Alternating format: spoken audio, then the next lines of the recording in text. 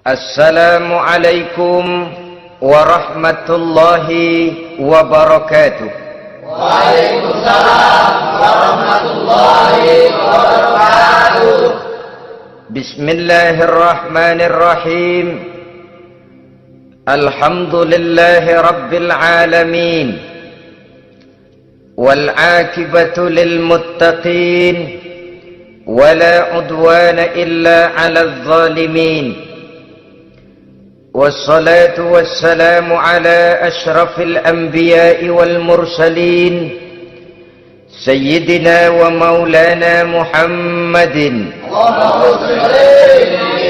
وعلى آله وأصحابه المجاهدين الطاهرين أما بعد. Saudara-saudara kaum muslimin rahimakumullah. Salah satu kelebihan makhluk bernama manusia, yaitu bahwa Allah subhanahu wa ta'ala menghiasi hidup manusia ini dengan syahwat, atau yang lazimnya kita sebut sebagai hawa nafsu. Inilah tenaga yang merupakan daya dorong yang melahirkan dinamika dalam kehidupan manusia, yang menyebabkan terus-menerus terjadinya perkembangan dalam sejarah peradaban dan kehidupan manusia. Hawa nafsu bisa melambungkan seseorang kepada puncak kejayaan, dan hawa nafsu dapat menenggelamkan seseorang ke dasar jurang kehancuran yang paling dalam. Pada surah Ali Imran ayat 14, Allah subhanahu wa ta'ala berfirman, A'udzu billahi minasy syaithanir rajim. Zuyyina lin-nasi hubbus syahawati minan nisa'i wal banin wal qanatiril muqantarati minadh dhahabi wal fiddah wal khailil musawwamati wal an'ami wal harth. Dzalika mata'ul hayatid dunya wallahu indahu husnul ma'ab. Mari kita perhatikan ayat ini lebih dekat lagi. Allah subhanahu wa ta'ala menjelaskan, Zuyyina linnasi hubbus syahawat. Makhluk manusia itu dihiasi dengan hawa nafsu. Dengan kata lain, hawa nafsu adalah perhiasan. Manusia tanpa hawa nafsu sama saja dengan orang yang tidak berhias, monoton, tidak mempunyai perkembangan dalam gerak kehidupannya. Tetapi kalau hawa nafsu adalah perhiasan, maka jika kita berbicara soal perhiasan, ada dua hal yang harus menjadi catatan pokok. Pertama, kapan satu perhiasan boleh kita pakai? Yang kedua, di mana perhiasan itu harus kita pakai? Kalau saudara berdandan rapi, pakai sepatu dengan kaos kaki, celana, jas, pakai dasi segala macam, tapi itu saudara lakukan pada saat saudara akan pergi ke WC, maka saudara sudah memakai perhiasan tidak pada waktu yang tepat. Begitupun sebaliknya, kalau jam tangan saudara pakai di kaki, kopiah saudara pasang di kaki, lalu sepatu naik ke atas jidat, maka saudara memakai perhiasan tidak pada tempatnya yang tepat. Demikian juga sifat yang bernama nafsu. Kapan dia boleh diperturutkan, di mana dia boleh disalurkan, adalah tugas daripada agama untuk mengatur syahwat atau hawa nafsu. Lihatlah kehidupan malaikat. Malaikat makhluk yang diciptakan Allah tanpa hawa nafsu. Maka kehidupan malaikat monoton. Malaikat tidak mempunyai peradaban dan kebudayaan. Malaikat adalah makhluk yang secara instinktif diciptakan untuk berbakti, tidak punya alternatif atau pilihan lain. Saudara lihat, Ada malaikat yang sejak diciptakan diperintahkan untuk sujud, sujud saja sampai sekarang enggak bangun-bangun. Ada malaikat yang sejak diciptakan diperintahkan untuk tasbih, tasbih saja, yang lain tidak. Ada malaikat yang sejak diciptakan diperintahkan mencabut nyawa, nyawa saja urusannya, yang lain tidak. Pekerjaannya monoton. Tetapi memang karena tidak ada hawa nafsu, tidak ada kecenderungan malaikat untuk nyeleweng. Belum pernah kita dengar misalnya ada malaikat Jibril korupsi ayat. Ini kelihatannya ayat bagus ini, nggak usah disampaikan kepada bawahan Muhammad, dipakai sendiri saja. Tidak. Kita belum pernah dengar malaikat maut keliru mencabut nyawa orang yang belum waktunya modar. Belum pernah. Malaikat itu ibadun mukramun la ya'sunallaha fima amarahum wa yaf'aluna ma yu'marun. Maka kehidupan malaikat adalah monoton. Dinamika tidak ada, peradaban dan kebudayaan juga tidak ada. Andai kata bumi dan seluruh isinya diserahkan kepada malaikat untuk mengisinya, barangkali saudara tidak akan pernah kenal jembatan Semanggi, saudara tidak akan pernah kenal Monas, gedung-gedung bertingkat, gedung-gedung pencakar langit. Semua yang menggerakkan itu adalah karena manusia mempunyai hawa nafsu. Nah, kemudian pada kalimat berikutnya Allah memberikan rincian. Apa nafsu kepada apa yang paling menonjol dalam kehidupan manusia itu? Pertama, minan nisa, hawa nafsu kepada perempuan. Ini tentu yang ditujukan laki-laki. Dimanapun saja makhluk bernama laki-laki, kalau dia normal, tidak impoten, mesti suka kepada perempuan. Itu wajar, bin pantas alias normal. Tetapi tadi saya katakan di awal, nafsu kepada perempuan adalah perhiasan. Kapan makainya, di mana makainya, itulah tugas agama memberikan tuntunan dan aturan. Saudara-saudara kaum muslimin rahimakumullah, nafsu kepada wanita dapat mengantarkan seseorang kepada puncak kejayaan, tapi nafsu kepada wanita bisa menenggelamkan seseorang ke jurang kehancuran. Bergantung kepada latar belakang apa yang mendorong timbulnya syahwat tadi. Dengan kata lain, motivasi syahwat tadi digerakkan oleh iman dan ketakwaan, atau semata-mata karena memang syahwat yang merupakan kendaraan iblis. Penyelewengan pertama yang terjadi dalam sejarah kehidupan manusia adalah penyelewengan yang dilakukan oleh Nabi Adam alaihi salam pada saat ia memetik buah khuldi. Kenapa itu dilakukan oleh Nabi Adam? Karena terdorong oleh rasa sayang dan cinta kepada istrinya Hawa. Sebenarnya Hawa lah yang merajuk, Siti Hawa lah yang membujuk, dan Nabi Adam oleh karena syahwatnya kepada istrinya memperturutkan bujukan Siti Hawa itu. Peristiwa Nabi Adam ribuan tahun yang lalu akan terus relevan sampai ke zaman kita sekarang ini. Berapa banyak orang-orang yang karena terlalu ingin menyenangkan istrinya, lalu tidak segan-segan melakukan perbuatan yang menyimpang, baik itu merugikan orang lain, merugikan masyarakat, bahkan merugikan bangsa dan negaranya. Seorang pedagang tidak akan segan-segan menipu. Sebaliknya pun begitu. Tidak jarang wanita di dalam kelemahannya bisa menenggelamkan dunia. Seorang suami yang jujur, polos, lugu, sederhana bisa jadi koruptor ulung karena didorong-dorong oleh istrinya. Istrinya barangkali bisa saja dibakar-bakar oleh tetangganya. Suaminya jujur, sederhana, kepala bagian, tempatnya basah tapi melarat. Istri rupanya tidak sabar melihat gaya hidup yang makin konsumtif, persaingan yang makin tajam. Suaminya dikipas-kipasin. Kata istrinya, bang, tetangga sebelah kita lakinya pegawai kecil, bang, tapi gelangnya kayak pelek beca.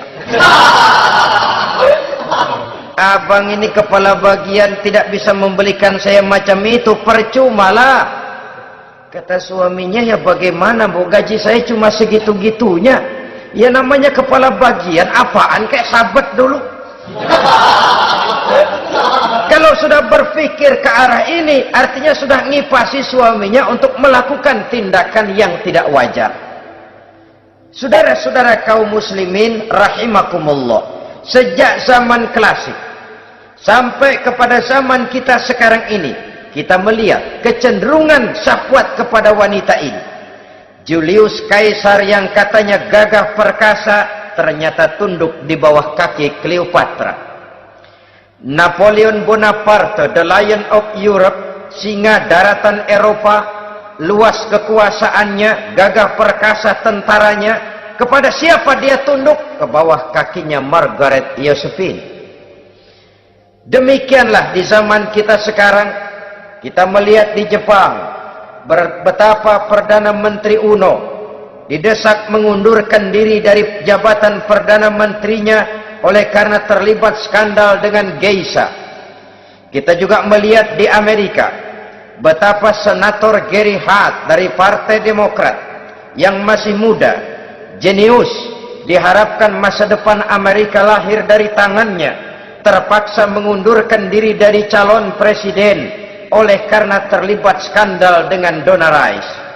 Kita juga menyaksikan betapa parlemen dan kabinet di Inggris sempat geger oleh karena skandal Pamela Bordes, pelacur kelas kakap yang melanglang buana mencari sasaran-sasaran kakap.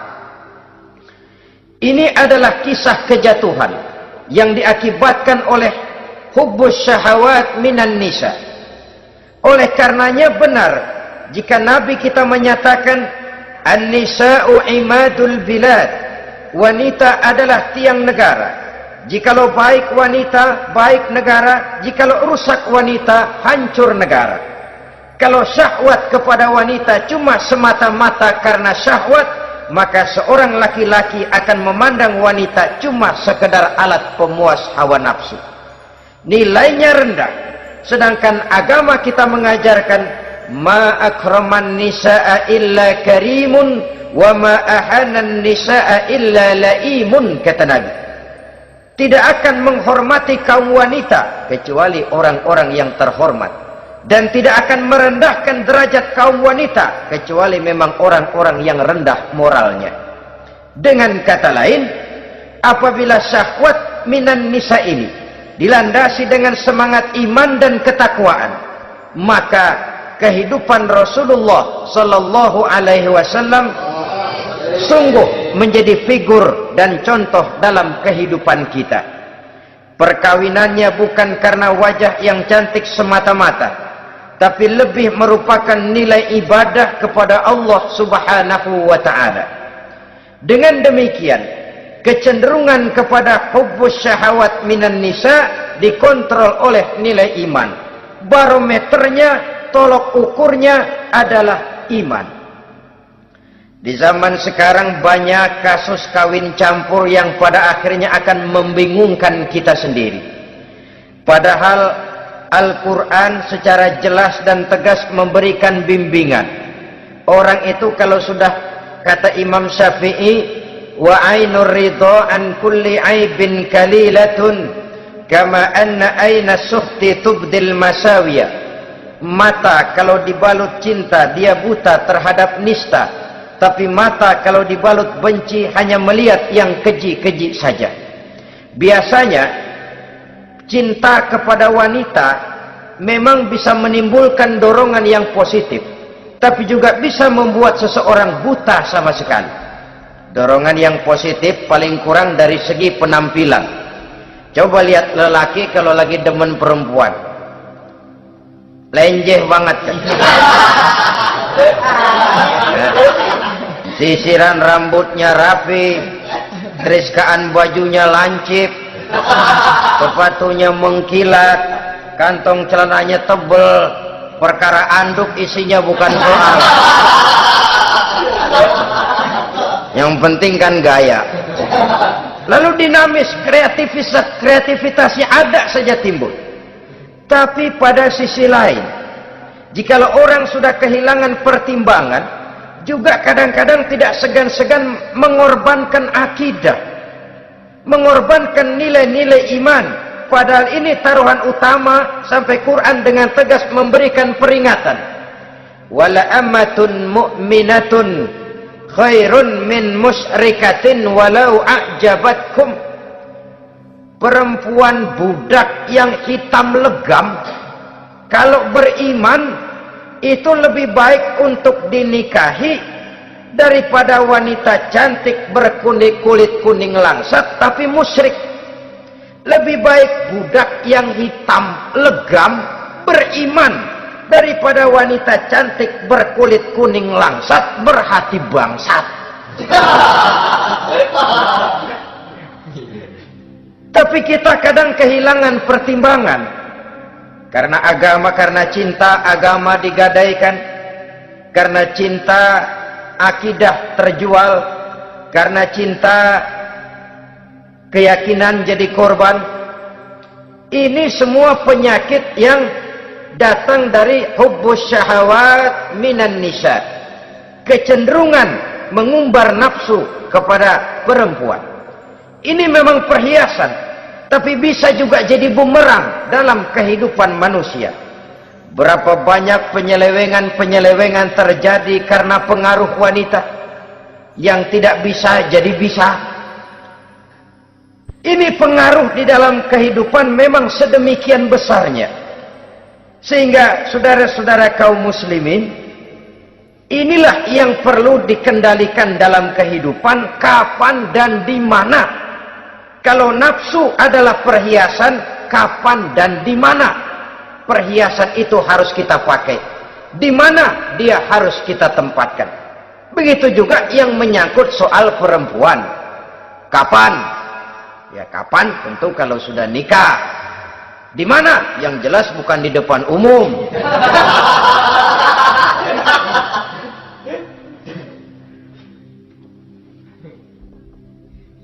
Ini nafsu yang pertama, minan nisa. Yang kedua, wal banin. Dihiasi juga manusia dengan kecintaan kepada banin. Makna banin di sini ay al-aulad, anak-anak laki. Kenapa disebut banin, anak-anak laki? Karena pertama, sering anak laki itu lebih jadi kebanggaan buat orang tuanya ketimbang anak perempuan. Sebabnya apa? Pertama, faktor nasab, silsilah lebih kuat kepada laki-laki ketimbang perempuan. Yang kedua, faktor cita-cita. Orang tua kalau punya anak laki-laki, cita-citanya panjang. Nak, kau nanti jadi dokter ya. Nak, jadi insinyur ya. Nak, jadi pilot ya. Nak, jadi pengusaha ya. Nak, jadi presiden ya. Tapi kalau dia punya anak perempuan, paling, ya nak, mudah-mudahan nanti kamu dapat jodoh orang baik nak. Dapat jodoh orang soleh. Saudara-saudara, yang ketiga, anak perempuan itu kalau sudah berkeluarga biasanya pindah kepada lingkungan keluarga lain, sehingga orang berkata punya anak perempuan banyak sebenarnya seperti agen. Artinya ada yang mau bawa, kan gitu. Ada yang minta ambil, ada yang berminat buntel. Paling dia nengokin orang tuanya ya lebaran. Ya syukur kalau sebulan sekali atau seminggu sekali, tapi minimnya kan lebaran. Dengan demikian dari garis nasab ini lebih kuat al-banin ketimbang al-banat. Manusia dihiasi dengan kecintaan kepada anak-anak. Sering karena terlalu cinta kepada anak, kita menjerumuskan anak. Terlalu sayang kepada anak, segala maunya kita perturutkan tanpa kendali dan kendala.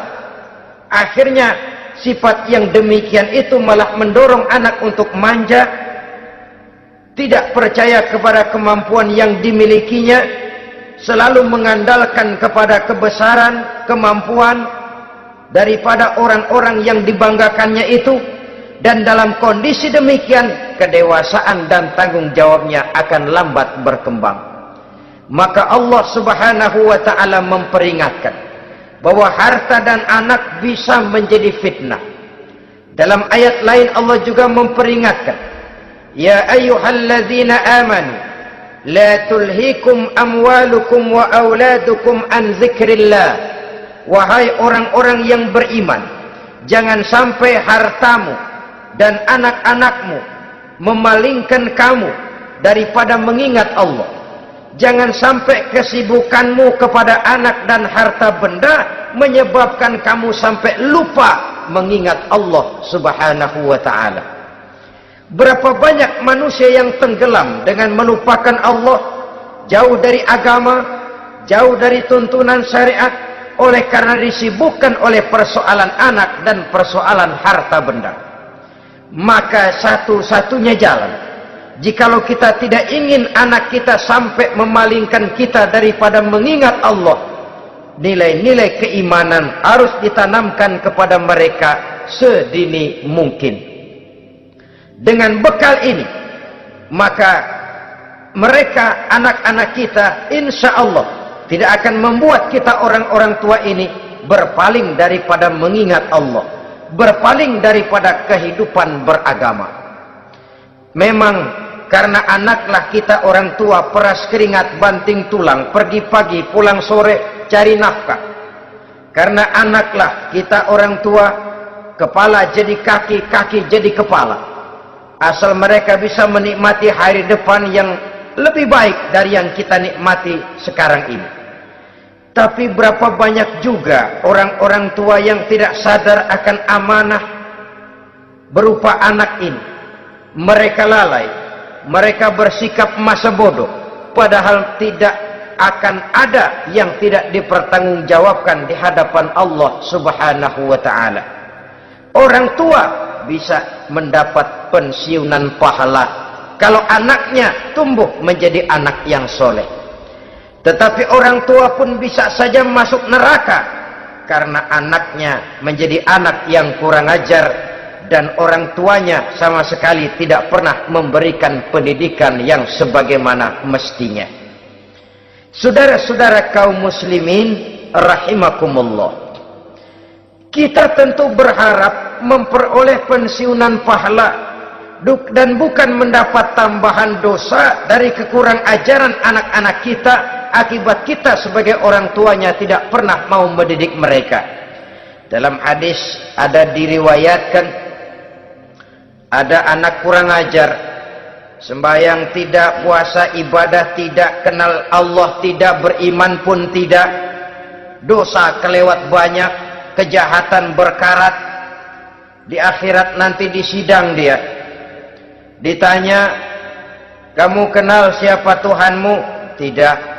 Kamu tahu siapa nabimu? Tidak. Kitab sucimu apa? Tidak tahu. Kiblatmu di mana? Tidak ada. Kamu sholat? Tidak pernah. Kamu puasa? Tidak pernah. Wah, kalau begitu kamu rusak sekali, kamu neraka. Anak ini mengajukan protes. Saya menuntut keadilan. Benar saya tidak kenal siapa Tuhan saya. Saya tidak tahu apa kitab suci saya. Saya tidak pernah mendirikan sholat, tidak pernah melaksanakan puasa. Pendeknya tidak ibadah dan tidak iman. Tapi semua itu terjadi sebab-sebabnya tidak lain karena orang tua saya tidak pernah mendidik dan mengajarkan saya. Orang tua saya tidak pernah mengarahkan saya ke jalan itu. Sampailah saya seperti keadaan yang sekarang ini. Orang tua saya enak-enakan ngaji, saya teler diantepin aja. Orang tua saya memegang kitab, saya megang botol. Dia tahu, dia diam saja. Dia tahu dan dia tidak memberikan peringatan. Karena orang tua saya lah, maka saya jadi seperti sekarang ini. Kalau saya harus masuk ke dalam neraka, saya menuntut keadilan agar orang tua saya juga ikut bersama saya gabung ke dalam neraka. Orang tuanya yang baik-baik dipanggil, sudah mau berangkat ke surga nih orang tua, dipanggil, "Ntar dulu mas, ini dulu." Mau kemana, gancang banget? Surga pak, nanti dulu urusan belum beres. Ini benar anakmu ini? Dilihat anaknya, iya anak saya ini. Waktu di dunia nggak pernah diajarin ngaji, nggak pernah. Sampai dia nggak kenal Tuhannya, nggak kenal nabinya, nggak kenal kiblatnya, nggak kenal kitabnya. Iya. Dia sembahyang, kamu diam, dia nggak sholat, kamu diamin aja. Iya kali. Kenapa pakai kali? Yang benar ngomong. Ramadan dia nggak puasa, kamu nggak tegur, kamu diam saja. Iya. Wah, kamu nggak tanggung jawab. Kamu tahu anak itu adalah amanah. Menyia-nyiakan amanah adalah khianat. Khianat adalah dosa besar. Jadi bagaimana saya? Ya kamu gabung sama anakmu, join ke neraka berdua bareng. Lantaran kamu tidak mau mendidik mereka, anak-anakmu, maka jadilah anak-anakmu seperti sekarang ini. Saudara-saudara kaum muslimin rahimakumullah.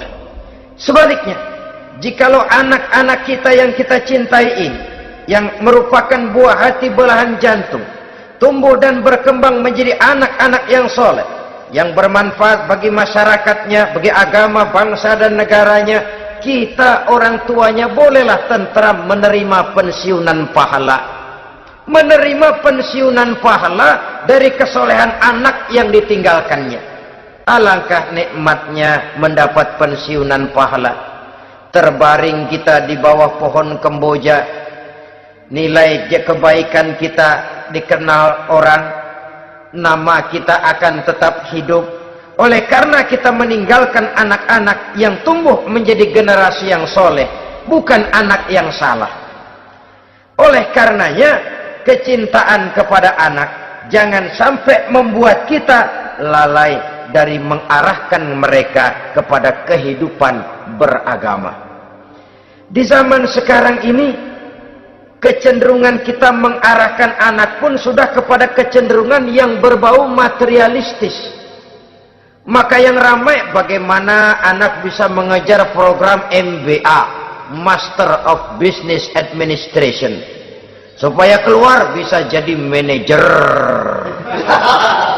Bagaimana anak lalu kursus komputer, supaya keluar menjadi tenaga yang canggih di bidang komputer. Ya, kalau dia perempuan cantik, bagaimana dia bisa masuk akademi sekretaris and management, supaya bisa jadi sekretaris.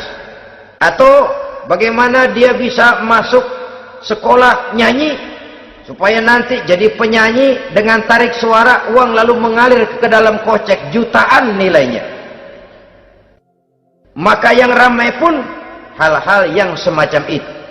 Dalam pada itu, pengajian, kursus-kursus keagamaan, study club yang membicarakan masalah-masalah agama, ramainya kadang-kadang kalau bulan Ramadan, dianggap training center. Ya lumayan, daripada tidak sama sekali mah lumayan. Tapi dengan demikian ini kan merupakan bagian terpokok dari kehidupan manusia. Alangkah idealnya jika dia mengantongi gelar MBA, Master of Business Administration, tapi punya nilai iman yang tangguh, ahli komputer tapi punya keyakinan beragama yang mantap. Saudara-saudara kaum muslimin rahimakumullah, kecintaan kepada anak-anak sering mendorong seseorang untuk menimbulkan sifat nepotisme. Segalanya serba garis keturunan. Sejak ia jalur birokrasi sampai ke dalam kehidupan sehari-hari, nepotisme ini bisa terlihat. Orang kehilangan kondisi objektivitasnya. Mampu atau tidak, soal lain. Bidangnya atau tidak, bukan soal. Yang penting masih ada hubungan keturunan.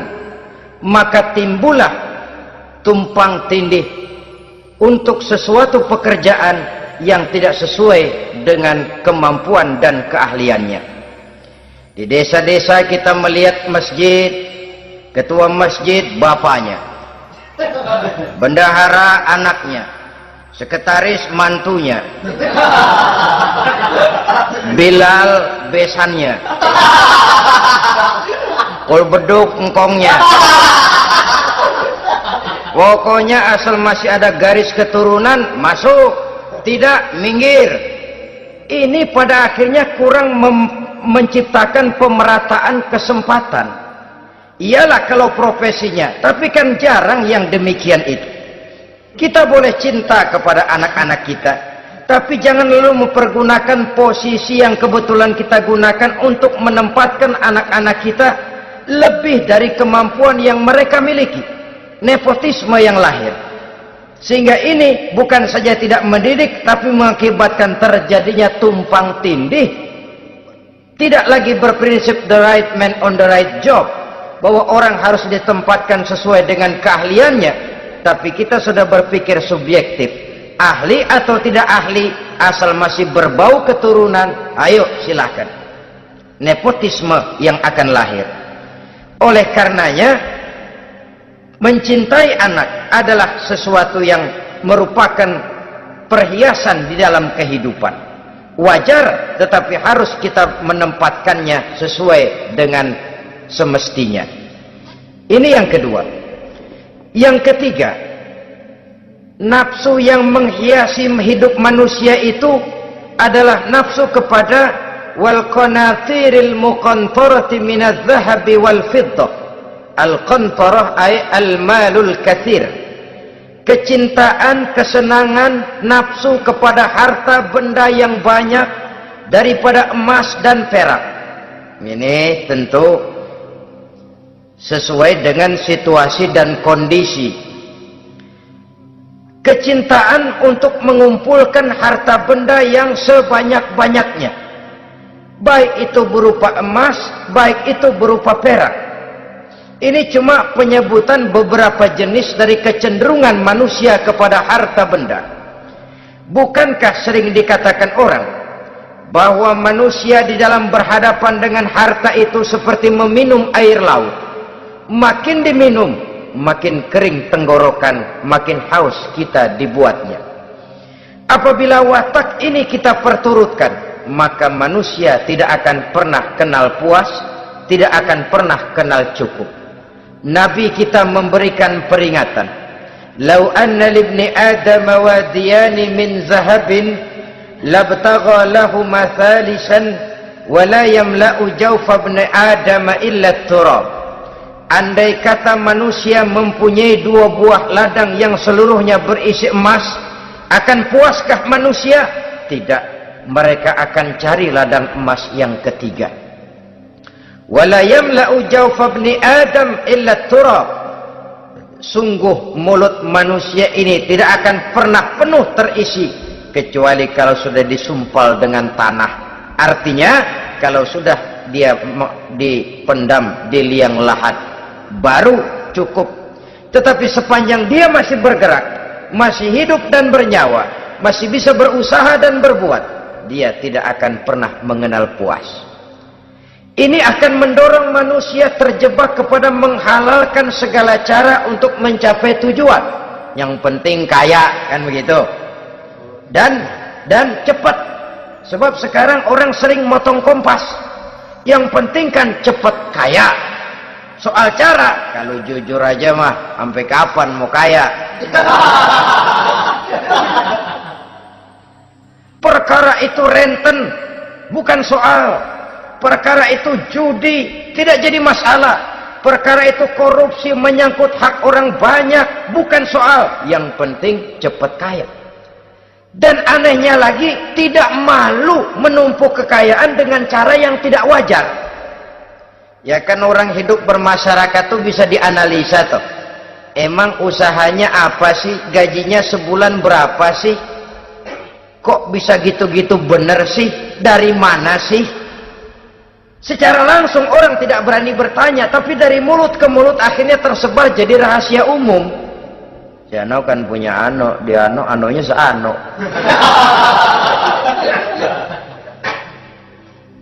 Ini bisa jadi bahan pertanyaan dalam kehidupan, akhirnya jadi gunjingan. Orang sudah tidak terlalu peduli dari mana kekayaan itu diperoleh, yang penting kaya.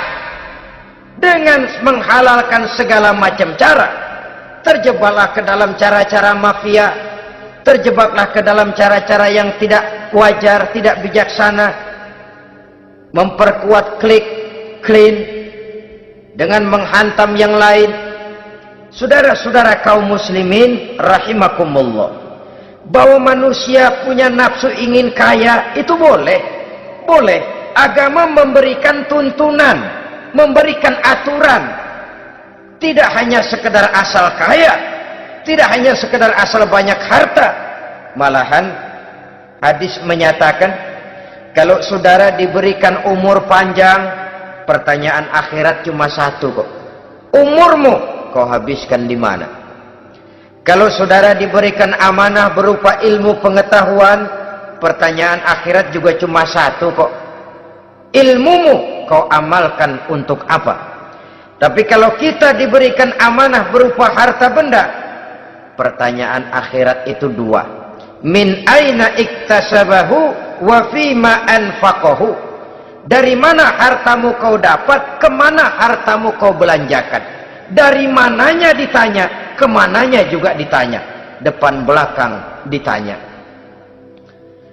Dan kalau mempergunakan harta untuk kesenangan syahwat, orang berani bukan main. Tapi kalau untuk kepentingan agama, yang hakikatnya untuk kepentingan dirinya sendiri, berat, seperti nyabut bambu dari ujung. Orang kalau menyumbang masjid 100.000, itu kan zohirnya memberikan panitia masjid, tapi hakikatnya kan dia nabung buat dirinya sendiri.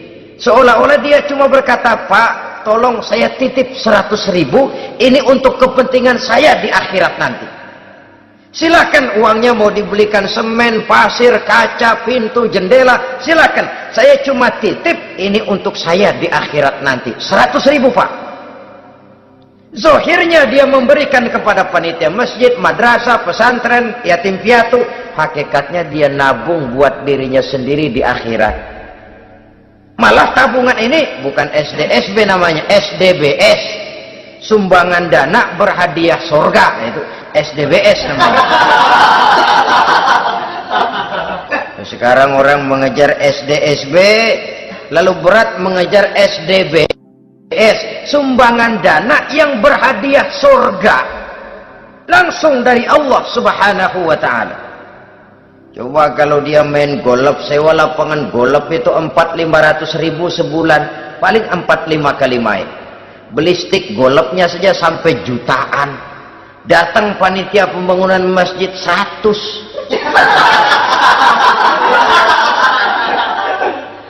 Minta didoain masuk surga lagi.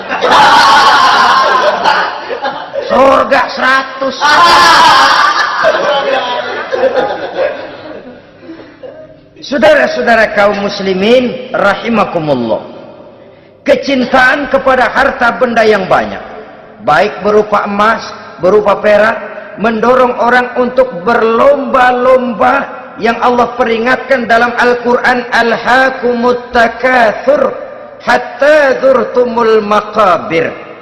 Kamu telah lalai akibat kamu berlomba-lomba memperbanyak materi dunia. Hatta zurtumul maqabir, sampai kamu dekat masuk ke liang kubur, baru rupanya sadar bahwa perlombaan ini tidak akan pernah sampai ke garis finish. Betapapun jauhnya rally Paris-Dakar, garis finishnya ada. Betapapun hebatnya medan yang ditempuh, buasnya gurun pasir Afrika, garis finishnya pasti ada.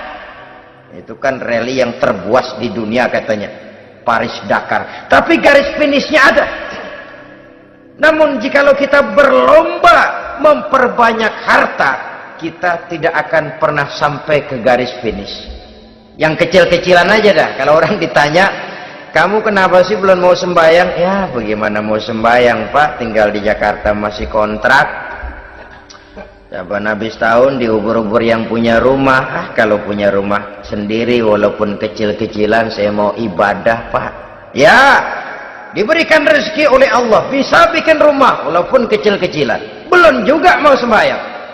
Kok belum juga sembahyang? Iya Pak, rumah emang udah punya sendiri, cuman kecil Pak. Atasnya atap, kalau hujan aja bocor. Kalau bisa bikin rumah yang permanen Pak, tenang, saya ibadah, sembahyang saya rajin. Iyalah, diberikan rezeki, bisa bikin rumah permanen. Bagus rumahnya. Lain lagi. Iya, rumah sudah permanen, tembok, ubin. Cuman isinya belum ada Pak, perabotannya. Duh. Kalau punya peralatan rumah tangga yang memadai, tenang, saya ibadah. Diberikan juga rezeki, bisa beli perabotan rumah tangga yang lumayan. Di atas tehelnya sudah pakai karpet, mebelnya spaghetti, tempat tidurnya alga spring bed dan low pillow, ada kulkas, ada TV, di sebelah TV ada kunci mobil, kuncinya mobilnya.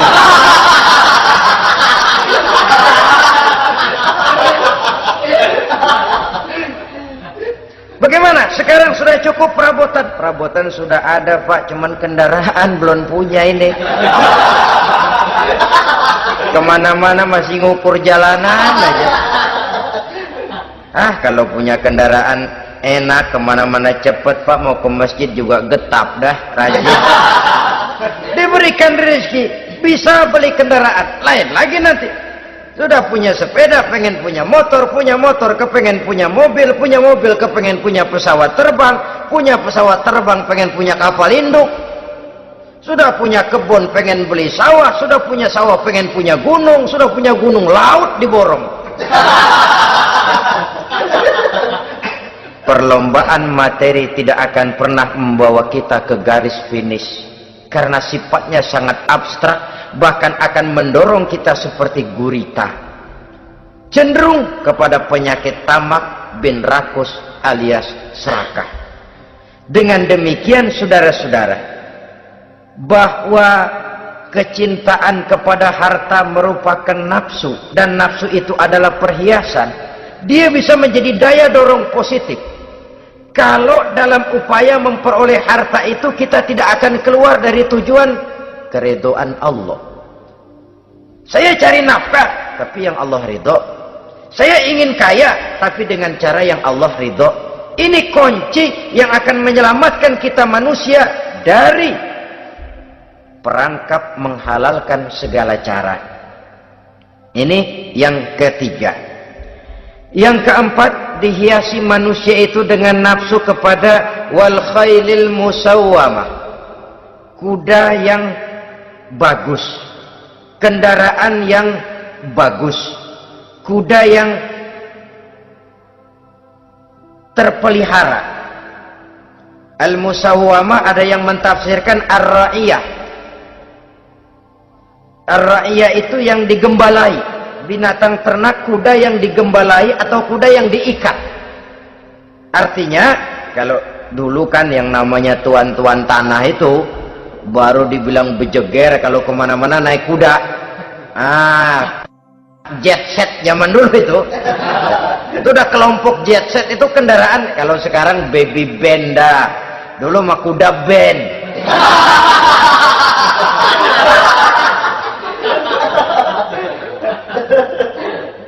Manusia punya kecenderungan suka kepada kendaraan. Apalagi di zaman sekarang ini, wah, iklan-iklan itu kan sangat menggoda kita, melayani segala macam bentuk penjualan. Nah, ini lalu terangsang biar duit cekak. Kalau udah ngebaca itu, wah, berani banget dah. Tahu duit nggak mungkin cukup, tapi begitu baca melayani segala macam bentuk penjualan dengan fasilitas ringan. Nah, jadi dah. Jadi juga punya mobil, jadi dah. Perkara utang itu bakal nyekek leher, bukan soal. Kasihan saudara-saudara kita di daerah-daerah yang terjebak kepada iklan-iklan merangsang yang akhirnya di luar kemampuan, sehingga terjebak. Pada saat dia harus mengembalikan kredit, dia tidak mampu, barang disita, uang hangus, nyengir deh. Bekipas sembari tahlil. Habis arang besi binasa. Bahwa kita menginginkan kendaraan yang serba baik, silahkan. Tiap akhir tahun ganti merek, keluar yang baru, ganti lagi. Itu kalau orang yang mampu. Buat kita yang tidak mampu, kenapa tidak bersyukur melihat yang lebih rendah di bawah kita? Alhamdulillah kita punya mobil, tangga kita cuman punya motor. Yang punya motor, syukur kita punya motor bisa rada cepetan. Tangga sebelah punya sepeda, mana-mana kekejek mulu. Yang punya sepeda, alhamdulillah punya sepeda. Tangga sebelah kemana-mana jalan kaki. Yang jalan kaki, syukur masih bisa jalan. Teman sebelah lumpuh bertahun-tahun nggak. Yang lumpuh, alhamdulillah masih hidup. Tangga sebelah kemarin out, nggak balik lagi. Saudara-saudara, saya pikir menengok ke atas itu perlu supaya ada rangsangan kita untuk maju. Tapi menengok ke bawah pun juga lebih perlu agar kita mensyukuri yang ada dan tidak suudzon, tidak buruk sangka kepada Allah. Apa yang diberikan Allah kepada kita sekarang ini, itulah yang terbaik menurut Allah untuk kita. Saudara-saudara kaum muslimin rahimakumullah. Dahulu ada seorang pemuda, matanya buta. Dia mengeluh, ya Allah, kenapa saya dilahirkan dalam keadaan buta? Apa dosa saya? Apa salah saya? Andai kata saya tidak buta, saya melihat keindahan alam ini, saya lebih akan bersyukur kepadamu ya Allah. Nah sudah, dia berburuk sangka kepada Allah. Satu hari, ini Raja Baduy di pedalaman mengerahkan tentaranya menculik anak-anak muda. Ini Raja Baduy ini kanibal, artinya suka makan daging manusia. Anak-anak muda ini diculik. Yang masih muda-muda ya, kalau kambing muda itu kan di sop rada sedap. Rupanya ini Raja kanibal ini begitu. Anak-anak muda termasuk ya pemuda yang buta tadi itu kena culik.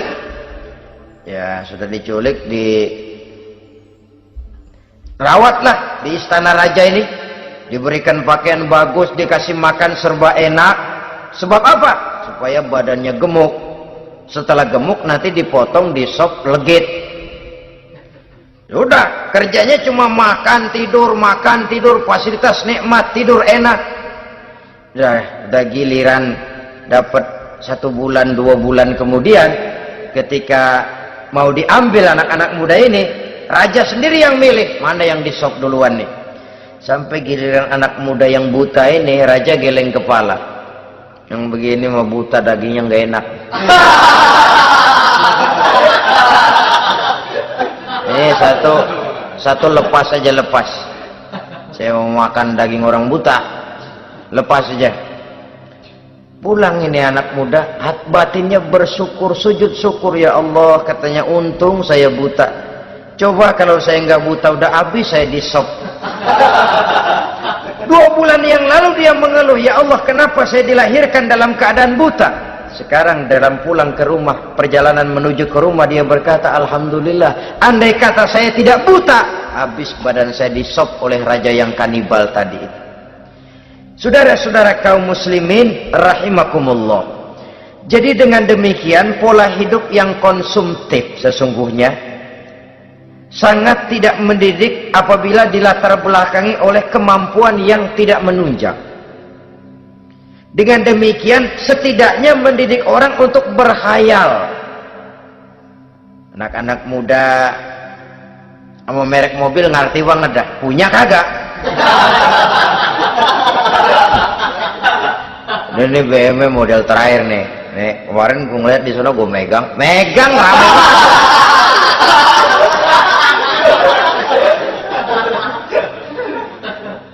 Tulul amal ini kalau tidak diimbangi dengan saluran yang positif, dia akan terjebak kepada penyakit tulul amal, panjang angan-angan. Baiklah ya, wal khailil musawwamah. Yang keempat, yang kelima maksud saya, wal an'am, cinta kepada binatang ternak. Manusia ini kan punya kecenderungan macam-macam. Setelah rumahnya bagus, hartanya banyak, kendaraannya cukup, ingin beternak. Jadilah peternak. Ini kecenderungan manusia, wajar saja sepanjang didapat dan dilakukan dengan cara-cara yang wajar.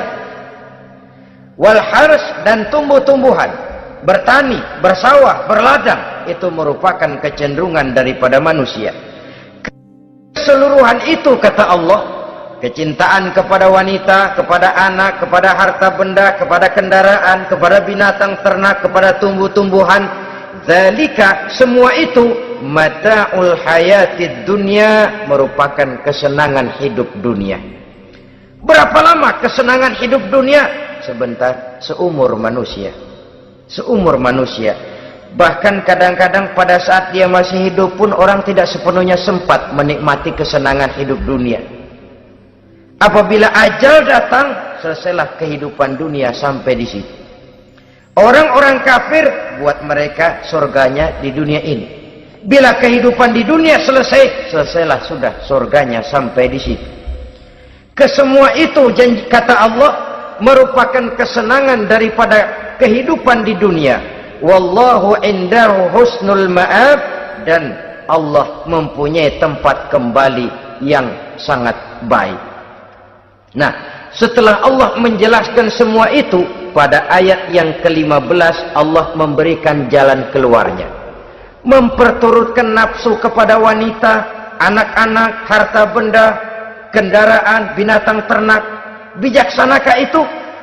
Dalam ayat ke-15 surah Ali Imran ini Allah memberikan penjelasan tuntas. Qul a'unabbi'ukum bi khairim min zalikum. Katakan kepada mereka Muhammad, maukah kamu aku beri kabar yang lebih baik dari semua itu? Lebih baik daripada kesenanganmu kepada wanita, kepada anak-anak, kepada harta benda, kepada kendaraan dan sebagainya. Mau kamu aku beritahu yang lebih baik daripada semua itu? Jawaban tentu mau. Kalimatnya bukan ukhbirukum, a'unabbi'ukum. An-naba itu berita yang besar. Lain dengan al-khabar, itu berita biasa saja. An-naba, sehingga pembawa berita disebut nabi. Dari naba yanbi, pembawa berita yang benar. A'unabbi'ukum, maukah aku tunjukkan kepada satu berita yang benar-benar besar dan benar-benar lebih baik dari yang semua disebutkan tadi. Apa jalan keluarnya? Lillazina taqaw 'inda rabbihim jannatun tajri min tahtihal anhar.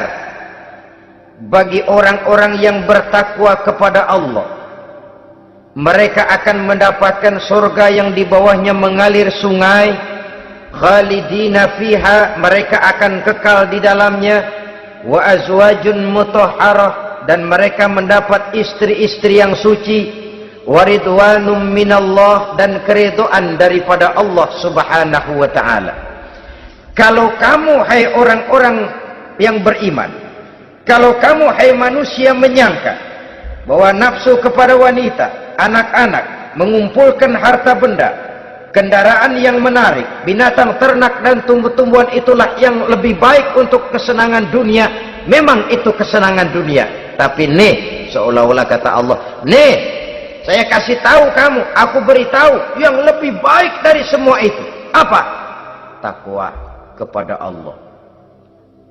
Kecintaan kepada wanita. Kalau takwa dasarnya, orang nggak amburadul, nggak semrawut.